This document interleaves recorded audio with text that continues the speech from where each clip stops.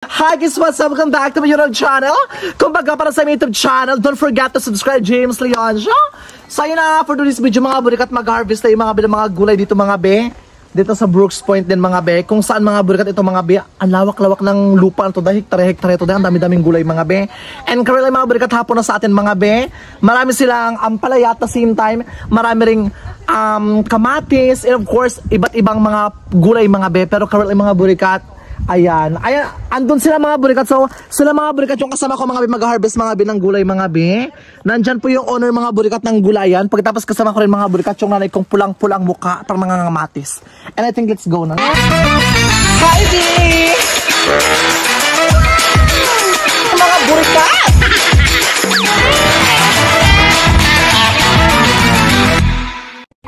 Oh my God! By the way mga B, ito mga burikat yung may-ari mga B.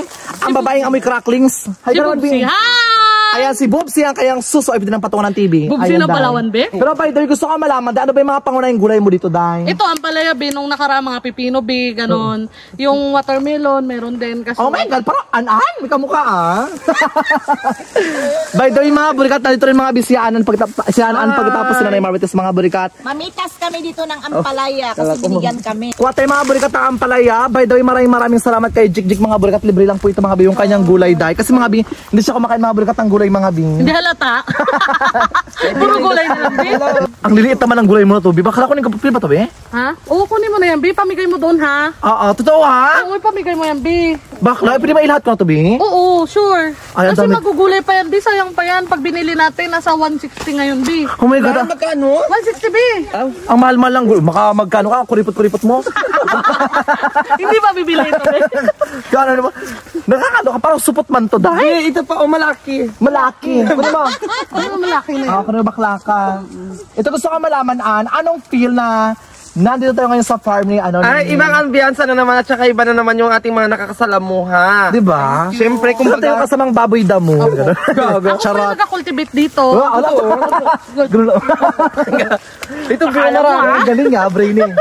ang galing. Kasi po dapat double purpose tayo sa buhay. Oo, kailangan multitask. Ano bang motivation mo? Bakit tayo nagtatanim ng maraming gulay? Kasi kailangan natin mag-ipon, hindi para sa sarili natin, bagkos para sa mga magulang natin. Yun yung gusto kong gulbi.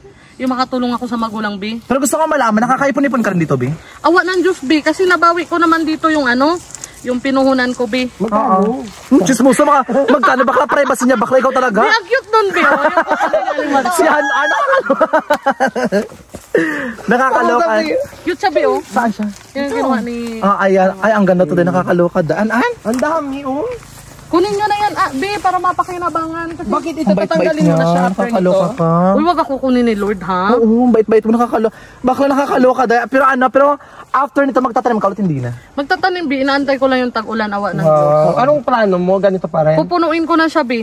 Kasi kung nakaraan ito half lang, hanggang doon na, B, yung tataniman ko. So, ito, ready na siya, B. Nakapararo na maganda ako. yung klase. Wala na lang kulang. Sandy loom yata yung kanya dito lupa. Tindaw, Biba. So ibig sabihin merong iba't ibang May klaseng tawag sa klase, may lupa? clay type, may sandy loam, may sand, may pebbles, ganun. May Saan yung pebbles? pinaka, Oo. Mas maganda yung sandy loam kasi buhag-hag daw yun siya. Ay, ang pebbles. Yung pebbles. Dito sa amin dalaw. Pebbles yan. Ay, dito na fruit ko, gaga. Ay, ito. Charot. Super nakaka-proud kasi ang dami mong tanim na gulay talaga, no? Kasi nga, B, kailangan din. At saka, B, bibili pa ba tayo kung... Wala kang balak pamilya? Siyempre nakakaipon-ipon ka dahil. May jowa na ako, B, di ba? May asawa na ako. Ganda. Pero, syempre, kailangan natin ng ipon, B, bago tayo magbuo ng mga kilos. Ito, Bi, umalit na mag-ipon, Day. Ay! Nag-vlog ka pala, Bi. Ito mga burikat. Bipahinga ko ng mga dilaw, Bi, ha? Ang tanim niyo, B. Ha? Magtanim ka.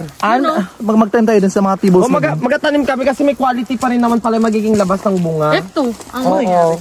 Kasi kung sa mga hayop may mga F2, F2 rin ng kaya mga nga F1. F5 ito sabi nila. Pero ang pinakamaganda, F1. Hanggang F5 yung Mga bito. Kasi pinapag-aralan ng mami ko, pag ang gulay daw pala, paulit-ulit itanim yung buto, mas na yung insekto. Mas nakaka-attract? Hindi. Mas ayaw ng insekto. Mas matibay siya sa mga insekto, B. Totoo? Pag pinaulit-ulit mo tanim yung... Oh my God! Nakakaloka, ha? Yes. Wala ko isa na punchline. Actually, ang dami. Bigyan mo sa Ayan mga view, ikaw na. Vlog mo to. Ang tamad-tamad mo, nakakaloka ka. Ikat mo, cutting of ribbon to. Katiribo, nakakapos mamaya pag off ka, makikiparty ka ng bonggang-bongga. Bakla ka. Maid ka na dyan. Oh, ito ano, na maraming gulayan. Alam ko, favorite niya yung ampalaya. Actually, mga burikat, ako to si An. Hindi ko mag-ano. Ano ante? Ito mga biso, another gulay dye. Magkukuha ako ng pangtanim kasi sinanay Ayan, Bi, yung mga Oh, ayan. Ito pa, Yun ang maganda, Bi. Ate Jake, mga anong buwan ng maganda magtanim ng ampalaya? Ang ampalaya mas the best sa tag-init. pag-init. So ngayon, Tested na, Bi. 5 months na ito, Bi. ito ha? Hala, 5 months na to ha? Mula nung tinanim. Oh my God, Isipin ang mo, tagal na mga pala. Hindi ka na nagdilig dito? Hindi, Bi. Almost 2 months na. Na hindi ka nagdidilig? Oh my gosh. Oh my God. Alam mo kung wala akong dilig, parang mamamatay ako dahil. Ay, kahit ako, Bi. Totoo? Nakakalok. Wow, nagmamalinis an-an ha, Mama Mary. Nagmamalinis sila mula day, oh. Bakla, bawat tao kailangan ng dilig, di ba, Bi? Ikaw kailangan mo ng dilig, Bi. Ayoko na. Kasi pag may dilig ka, yung skin mo fresh, di ba? Hindi ka haggard O mag-inom ka ng maraming water. Water, H2O. Ayan mga burikat, another dilaw mga Bi. Actually mga Bi, sobrang dami ng mga burikat na pala yung mga binatin ako mga Bi kay Gigi Idora mga Bi. Kaya super grateful tayo mga burikat. Pinaunlakan niyo tayo mga Bi mag-harvest mga Bi sa kanyang ampalayahan dahil. Kaya maraming salamat Bi ha. Kaya sunod, pag magtanong ka ng repolyo, invitahan mo ko tayo ha. Ay, go. Ha? Upo, hindi ka nagtanim ng upo. Soon, Bi. Pag nagtag-ulan talaga yung mga pag-aaralan ko lahat ng Bakla, upo ka. Bakla, di ba ang upo bawal sa ulan, di ba? Ang upo? Hindi, Bi. Hindi siya matibay. Para siyang pipino lang din. Ay, Sa grabe siya. Lucena sila. Pero sa upo, mga ilang days or ilang months ang tinatagal niya? Ang upo matagal eh. Almost 2 to 3 months. Ay, ang tagal din pala ng upo dahil. Kalabasa, maganda rin. Kasi ang kalabasa hindi alagain, B. Oo nga. Paasawaan mo lang yun. Pasawa mo, ano yan? Baboy? Pasawahan mo? Mayroong male and female. Sa kalabasa may male and female? Totoo, Bi? Oo. May tutoy-tutoy yun. Yung female, B, may butas siya, B. Ha? May butas. May butas yung female? Oo. Tapos yung male talaga may tutoy. Bunga nga po niya. Ay, talaga to. Yung mga kabit doon, yung mga pollinator, yung mga bees. Isa ka sa kabit ha. Isa kang pollinator, nakakaloka ka. Pero by the way, mga burikat, lakad pa tayo mga Bi. Ubusin natin lahat mga burikat, yung gulay mga Bi ni Gigi Idora mga Bi. Hanggat meron mga Bi, mag-harvest tayo mga Bi.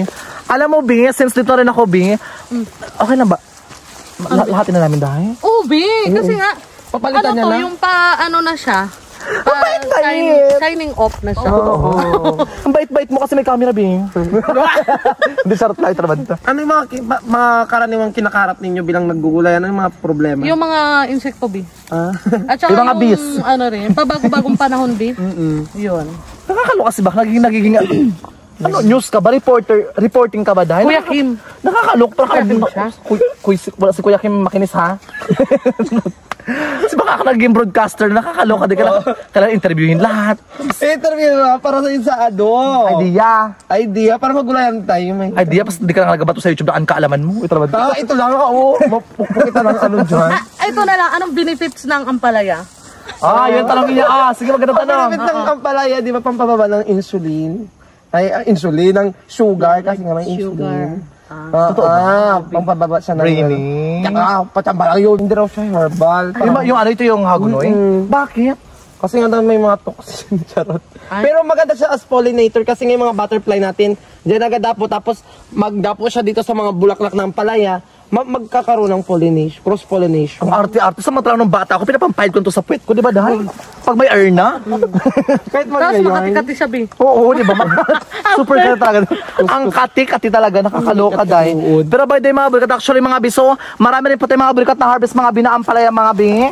Ayan dahil, so isang ganto, pagkatapos, yung iba mga burikat, nagdilaw na siya mga bi, kaya salamat din kay Gigi Idora mga burikat.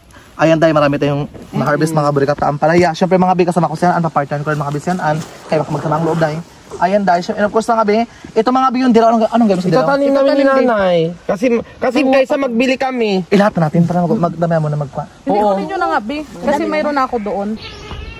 Mamaya kasi meron tayong interview sa KMGS. Magpunta dito? Hindi ko nga alam eh. Magpunta yan dito. Ha? Tapos, Hindi ko alam kung may bayad. may bayad. Ha? Sana may bayad. May KMGS? May bayad dyan sa NGS. Interviewin daw tayo. Magpunta dito? Hindi ko nga alam. Anong oras daw?